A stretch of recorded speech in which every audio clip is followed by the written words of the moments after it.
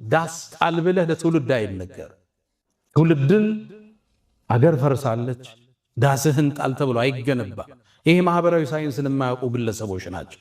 ትውልድ እንዴት እንደሚነታነጽ የሊደርሺፕን ሳይንስ የማያውቁ ገጣሚዎች፣ አዝማሪዎች ናቸው የሚሉት። ብዙ ጊዜ ችግሩ ምንድነው?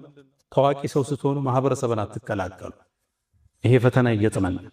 እኔ ሁሌ እላለሁ ለጓደኞቼ ከእስር በፊት ያለው እኔና ከእስር በኋላ አንድ አይደለም። እስር ቤት ውስጥ ስትገባ ሁሉም ብሔር ስታገኝ ዱርዬውን፣ ባለሀብቱን፣ ኦሮሞውን፣ አማራውን፣ ጉራጌውን አብረህ ስትኖር ስትበላ የኖረኝ ስዕል ግንዛቤና ከዛ በፊት የነበረኝ አንድ አይደለም። ስትቀላቀለው ማህበረሰቡን በትክክል እቺ ምድር ታውቃታለህ፣ ኢትዮጵያን ትረዳታለህ።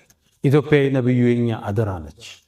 ኢትዮጵያን መጠበቅ፣ ሰላሟን መጠበቅ፣ የጉርብትናን ሐቅ መጠበቅ፣ ለዚች ሀገር እድገት ቅድሚያ ተሰላፊ መሆን